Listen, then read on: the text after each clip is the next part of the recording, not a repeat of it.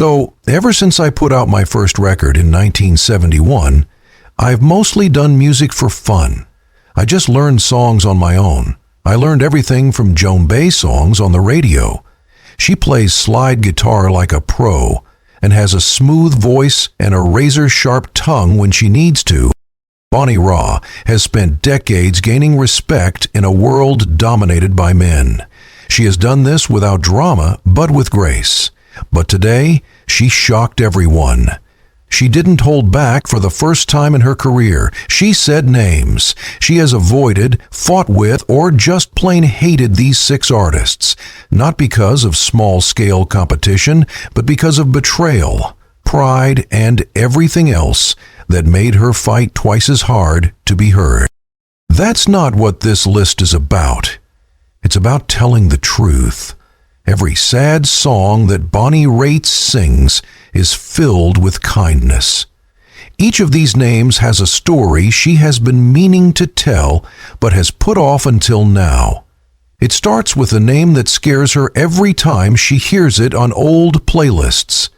Eric Clapton is at the top of her list, and the name of him still scares her when it comes up on old tracks. People once thought of Clapton as a blues friend, or even a soul mate. But very quickly he turned out to be the first big letdown. Bonnie liked his playing, timing, and rough edge in the 17S.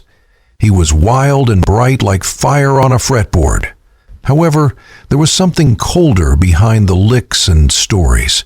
He didn't just ignore her behind closed doors. He put her down. He told her where he thought she belonged. Background noise is the second level. Not a guitar god, but a woman with a guitar. There were times when he talked over her, took over talks on stage, and ignored her comments as if they were a bother. At one point, she was mean in a way that she never got over. He told a friend they both had that. She was too nice to be blues. It wasn't just rude, it was removing, as if pain had to be loud to be real. Just because a man broke your heart doesn't mean it's important. It wasn't over with words. Every room they shared was stained by Clapton's bad mood. Bonnie would walk in with her usual ease and leave with her pride still intact, but bruised. She slowly stopped showing up altogether. Not because they are afraid, but because they want to. For more than 20 years, they haven't talked, and Bonnie wants them to never do it again. Because there are walls that aren't worth climbing and tales that are better left alone. But Clapton wasn't the only one who thought she wasn't as good as she was. Another name came with even more anger because they had worked together before. Following the failed attempt to make friends, she couldn't keep the next singer off the list, John Mayer. Bonnie was interested when Mayer joined the blues scene. There was no question that he was talented. That sharp, well-polished style, the kind of language that made people pay attention. She saw promise, maybe even a leader for the type. To get it, keep ourselves excited and keep growing. And you know, when you have a new song that you like the Los Lobos song Shakin' Shakes, she put out her hand. She offered to be a guide. She got a lesson in ego instead. The mayor turned out to be cocky and rude. He behaved as if the stage were his kingdom and everyone else were just guests. He seemed to care more about being admired than being real. Bonnie got a close look at it when she asked him to join her on stage during a festival set. Someone took over what was supposed to be a shared moment. He stole the show, played solos for hours, and didn't listen to her when she told him to stop. When the crowd applauded for the band's unity, he left without saying a word, not even a thank you or recognition. He told Rolling Stone about the set drag the next morning. That was more than just rude. It wasn't fair. He shut the door behind him after she opened it. He never got another invite after that. For Bonnie, it wasn't just about being honest. It was about having grace. It's a gift to know when to speak up and when to listen. Mayer, too, never paid attention. After that, the sadness turned into a distance. the kind that doesn't get better. There's also one she used to like from a distance, but was let down when she met them in person. Don Henley, sharp clothes and words. Henley talked and walked like he owned every room and everyone in it. Bonnie liked what he did for the Eagles. She shouldn't have, could she? The chords, the words, and the cool distance. But when they weren't on stage, that distance turned into something colder. They played together at a few benefit shows. At the end of the 1980s, Bonnie was ready to work with others. Henley showed up, ready to lead. During practices, he cut her off in the middle of a sentence and sneered as she shared musical ideas. At one point, he leaned in with a half smile and told her, "You should smile more on stage. It makes you softer." Bonnie went cold, not because she was shocked. She had heard things like that before, but it was from someone she used to think of as a friend, and she was sure he would never have said something like that to Springsteen, Petty, or Clapton. It wasn't just the words. He looked right past her like she didn't exist. The way he said nice things about me while being rude. It wasn't loud, but it hurt more than a yell. Being told no in that way isn't loud, but it rings. When she got off that tour, she was hurt in ways that no one could see. That memory stuck with her like a splinter. It's not fatal, but you'll never forget it. The next name hurt more than the last one because he wasn't just rude, he used her. The next one hurt me in a different way. Is one of deception and trickery. That was Ted Nent. In the early 1990s, they met on a charity trip. Bonnie was told that the event would not be focused on any one cause and would instead be an evening of music that went beyond politics. She signed up with heart and hope. She walked into a show, though. It seemed like Nent had taken over the stage and was using every moment to rant. Personal crusades, guns, and the government.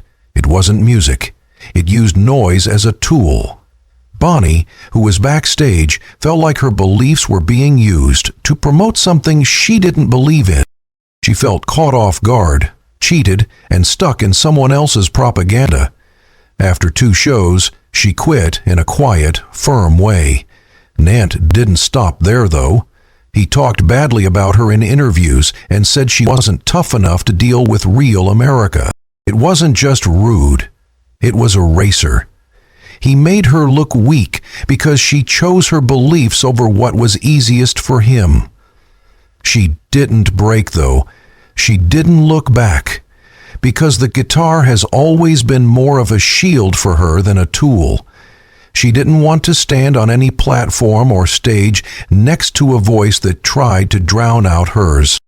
The person who came next was quiet and unsupportive, and her coldness stuck with her. Van Morrison was that person. Bonnie loved the early ones he made. She had once said that his voice was like dusk, warm, golden, and a little sad. She used to play his records in hotel rooms when she was by herself at night, and his music would fill the room like spice. But the man who made the music is a whole different story. They were both booked for the same show in London. When Connie walked in, she was polite and full of hope, but Morrison didn't say a word or even look at her. He didn't want to share a sound check, talked to Kurt through staff, and walked right by her without noticing her. Then, just to make things worse, he told her boss she was fine for the opening act. It was like her years, fame, and skill didn't matter. Bonnie didn't yell. She didn't say anything back. Instead, she went on stage that night and gave a show that made everyone shake. The crowd was hungry for something real, so they gave her the standing applause he never thought she would get. After that, she stood off to the side and watched Morrison play. His set was tight and polished, but there was no electricity. The crowd had already made up their minds. Boone learned something that night. Being cruel doesn't have to be loud to hurt. There are times when the quietest refusal can last the longest. The last named Kid Rock was the one that made her feel bad and wouldn't go away. It was never about skill. It had to do with morals. It was about how people can share a stage but never treat it with care. In 2005, they were both on the same bill at a summer event, so Bonnie knew what she was getting herself into. Still, it was enough to make her jump. She asked for a separate dressing place before the show even started, not because of pride, but because of honor.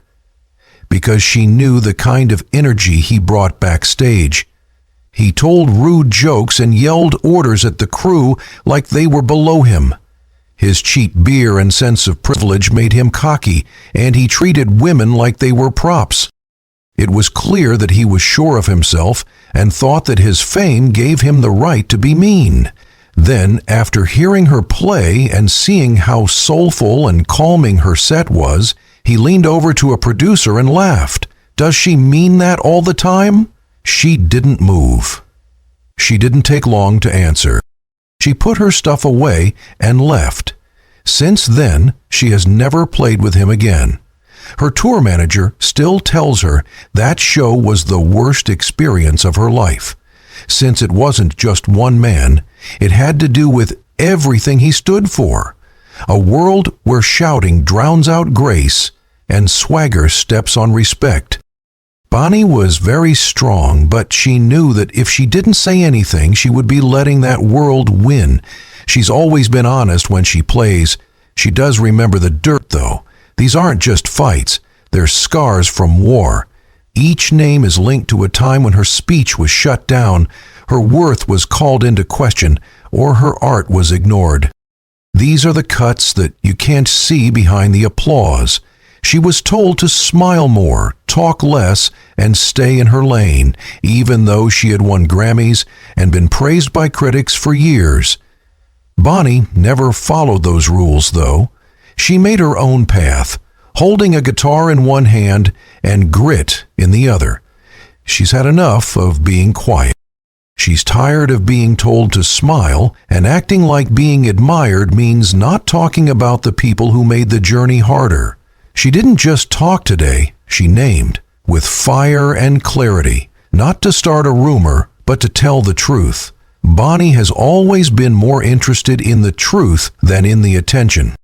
And in a world where praise is often worth less than honesty, she picked the one thing that has always worked for her, being honest. She called them out, not to get back at them, but to make things right, because she could never be quiet, not in real life or on stage. And in Bonnie Raitts' world, telling the truth is still more important than getting praise.